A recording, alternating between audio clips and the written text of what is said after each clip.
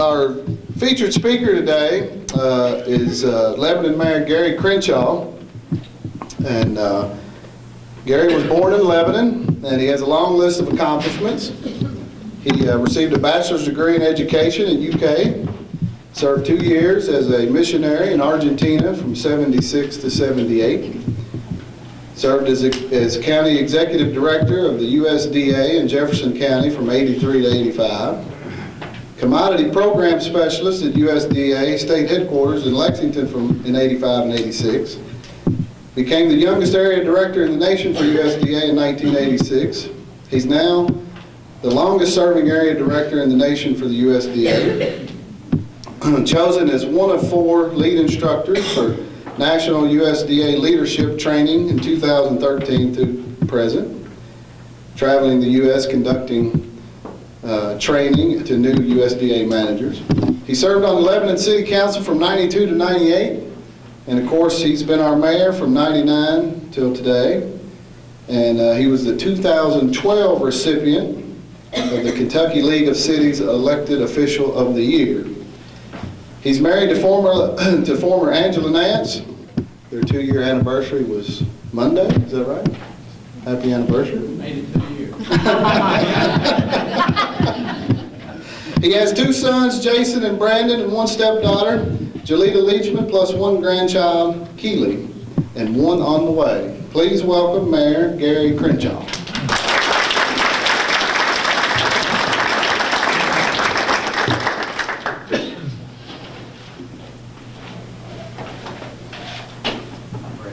Thanks, sir. Good afternoon.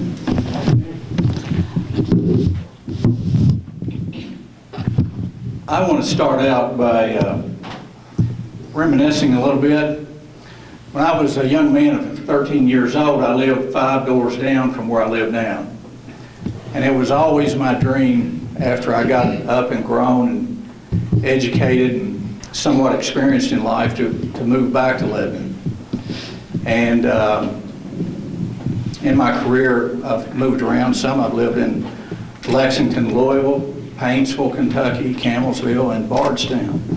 And my goal was always to get back home to Lebanon. And I've often been asked why.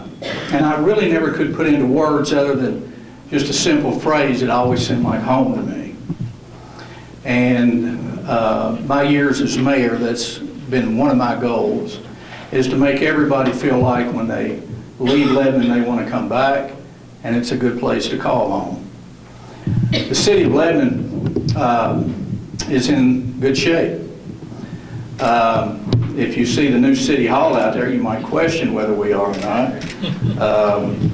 It is quite a nice building, and I hope that not only the people that work for the city of Lebanon, but the people that live here will appreciate 20 and 30 and 40 years down the road that building. The city of Lebanon, this upcoming year, the city council has not passed a budget yet. We will do that next month, and in July we'll be working on that. But we have a budget of about $12 million. That's up quite a bit from 10 years ago. And it's a witness to the economic growth that is being conducted here in this community. We have expenditures of about $10 million, and that does include part of the loan that we have on the building at the current time. We have about 48 employees full-time, and we have about 43 part-time, most of those working at the pool seasonally.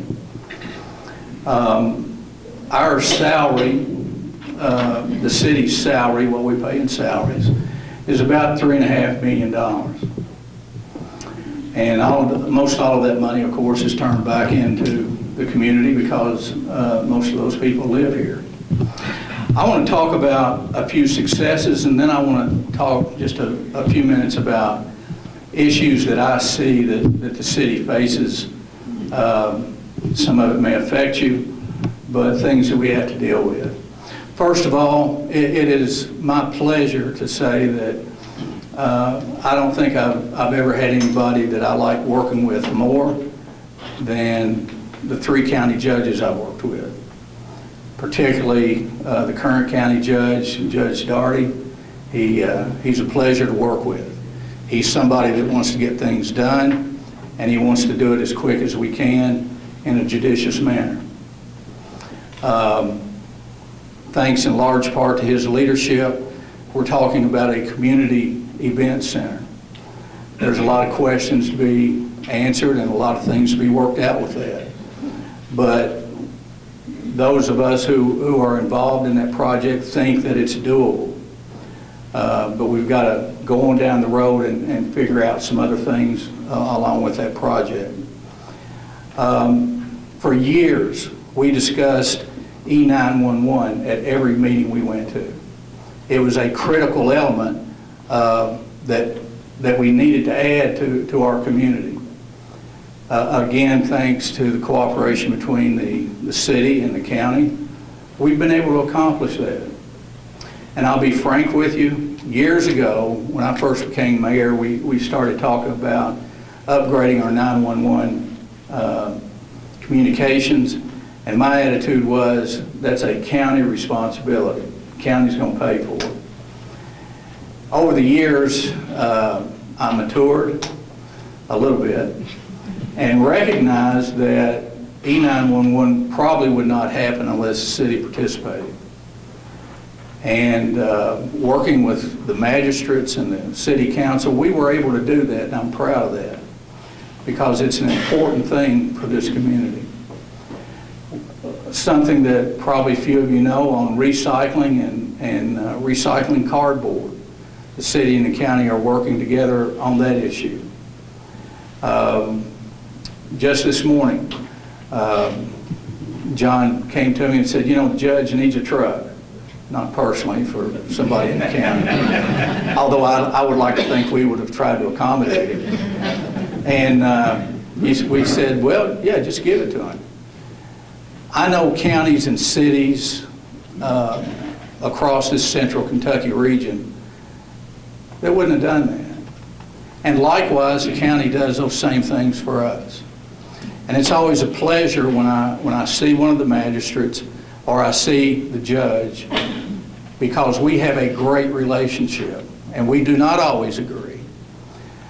But I don't think in my 18 years as mayor that anybody in this room can ever remember me saying anything public about any of our elected officials, and I never will, because those conversations we need to have behind closed doors.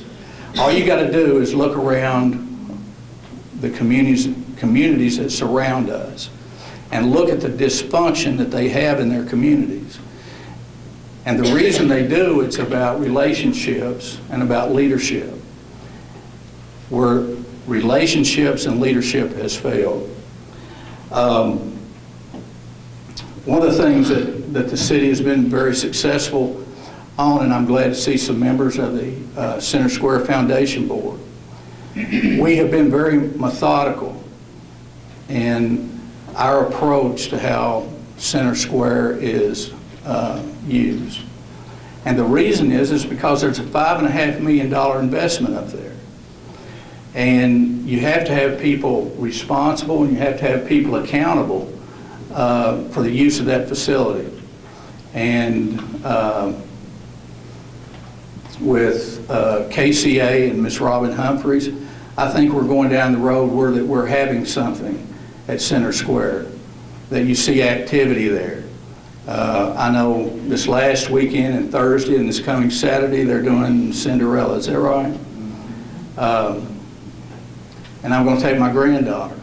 There's not a lot of communities that can do that within their downtown. So we're very proud of that. We worked with the Tourism Commission and Fiscal Court this last year to put a facility in down at Center Square, so that when we have events that require them, we can have showers and bathrooms back there. And you may not think that's important, but if you're a runner on the Bourbon Trail, or you're having some other event, those kind of facilities are what they need and what they require in order to have an event in your community. So we're very proud of that partnership. Would anybody like to take a guess and guess how many patrons use the aquatic center, let's say on a 5-year average, the last 5 years? Anybody? 800. How many? 800. Oh, yeah, per year. On an average basis over the last 5 years, we have had 46,000 people use the aquatic center on an average. Those are real numbers.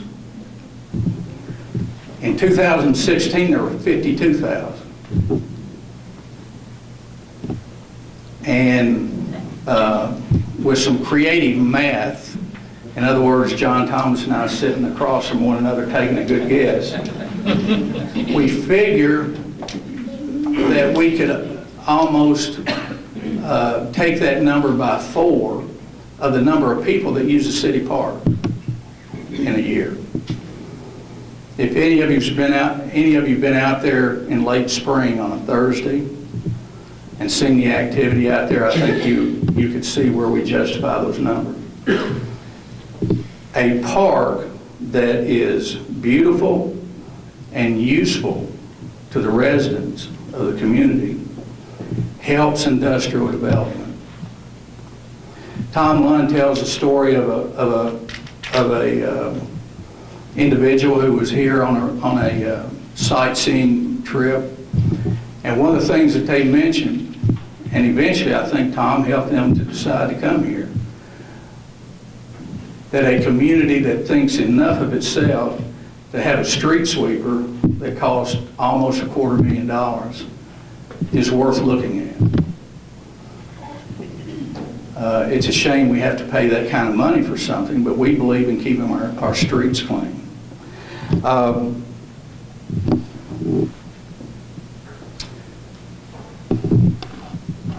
I want to mention a few issues that I think are important that you may not realize. Every year we receive motor fuels money, and we use that money to pave our streets. And we are getting behind every year on the amount of money that it takes to do the paving. And this year we're going to take from the general fund and add some money to those motor fuel dollars to keep the streets paved. And that's an issue for us in the future. One of the things that I'm not proud of is that we are overdue to do something about our senior citizen center. The building is not in the best condition in the world, and it takes quite a bit of effort to keep it up. I'm hoping that if we get our events facility that we can put that senior citizen center in that facility. That may not work, but hopefully it will. One of the things that I've done better as mayor in the last few years, but was a total failure for the first probably 12 years, is our sidewalks. Every year we put money in the budget for sidewalks, and then somehow during the year we either didn't have time or we didn't get to it. And about, I don't know, 5 years ago, John, we came up with a plan that we were going to do 1,000 yards of sidewalk a year. And so far we've kept up with that. So in the last 4 or 5 years we've done 1 mile of sidewalks.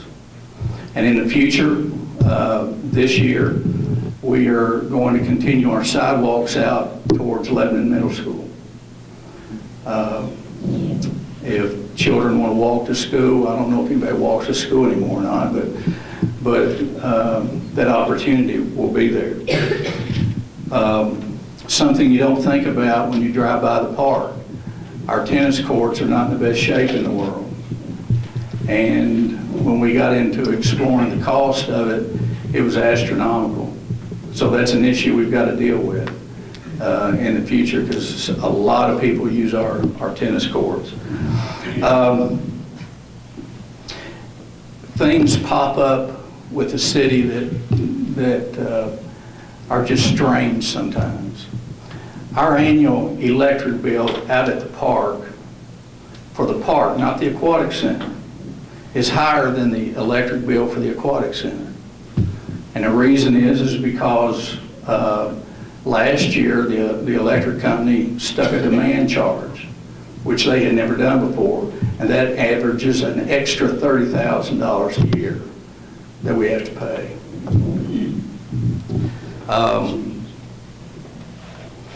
Something that is very important to me, we haven't been able to do a lot about it.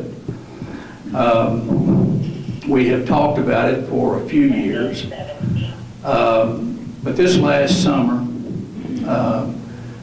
Judge Daugherty and I started working to look into internet and broadband capabilities, and the city in particular in bringing internet to a large downtown area, or wireless internet to a large downtown area, and the judge in accommodating other communities here in Marion County.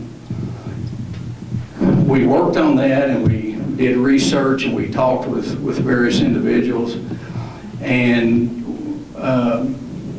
Judge, feel free to correct me if I'm wrong, but we felt like that there was so much movement in the wireless industry that we would be better off, instead of spending some money right up front, trying to do something that maybe the state or a federal initiative might be doing within the next couple of 2 or 3 years. But we are still trying to work on that and look into it, so that in particular the city of Lebanon, we would like to see wireless internet all throughout the city. And I think that the residents of the city would like that and appreciate that. The last couple of things that I want to mention, and then I'll be glad to try and answer any questions that you might have, is something that affects all of us in the business community, and that is our labor issue. We feel, or I feel, I don't want to speak for everybody else, that it's getting increasingly more difficult for companies and factories to get full staffing, for whatever that reason is. And the county, the city, economic development, everybody is doing a lot of work trying to remedy that situation. But one thing that I have found out in traveling across central Kentucky in the last year is that every other community our size has this problem. And a lot of it is because of people that may be addicted to a check without working. And the other issue is substance abuse. Substance abuse here in Marion County is terrible. It's terrible here in the city of Lebanon. But what's as concerning, I've talked to the police department over Taylor County in Campbellsville, and they tell me it's worse over there. Talked to 2 council members over in Bardstown. They feel like it's worse over there than it is here. Danville's the same way.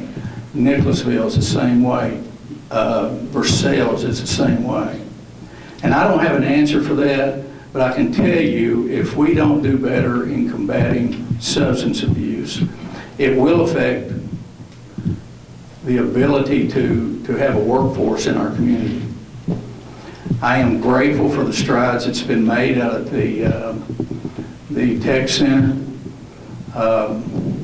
And for those of you in education, I may be wrong about this, but I did read one statistic last week that said 40% of high school graduates enroll in college. And after 4 years, there's something like less than half of that still in college. And yet here we are in central Kentucky and have this great manufacturing base. And so it's obvious to me that one of the keys to helping our youth is to get trained. And that's another initiative that the city of Lebanon, I'm proud to say, Year before last, we decided to take part of a franchise fee increase that we were able to negotiate with the franchise owner. And we take about $43,000 a year and devote it towards training. And there's not any other community around I know that allocates that kind of money in a community of our size for training and education. So those are a couple of things that really affect us here in Lebanon, is our labor situation and the substance abuse situation. It affects everything we do. And it's really a problem. I'll be glad to take any questions. I know everybody has to get back to work, just like I do. So, anybody have any questions?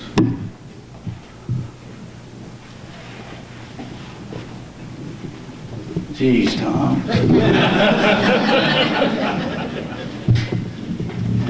I think the city is to be complimented on the way it looks. We have a lot of visitors come to town, and without question, they all mention how nice the city looks, how nice looking the police cars are. I think the city is doing a fantastic job. I think you deserve a lot of credit. You know what, Tom, as mayor, I'd love to take credit for that, but I'm also fairly honest, okay? And all of that credit goes to our 48 employees and Mr. Thomas. They know that I like flowers planted at a certain time of year in the city. They know that city property that's not mowed.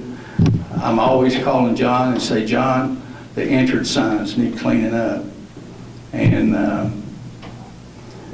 those kind of things are important to me, because when I drive into whatever town it is, I always notice their sign. Have they spent any money? Have they spent any money on that sign welcoming people in? Or do they just throw something up there and say, hey, you know, we're here? When you drive into Lebanon, we say something with our signs. So, like I said, I'd like to take credit for it, but Mr. Thomas sees that all that's done. I'll tell you, if any of you have any issues, if you'd like to talk about anything at all, you may not get the answer you want. I may not be able to answer your questions, may not be able to help you. But my cell phone number, everybody in town knows what it is. It's 402-2066. And if you call it, I'll answer it.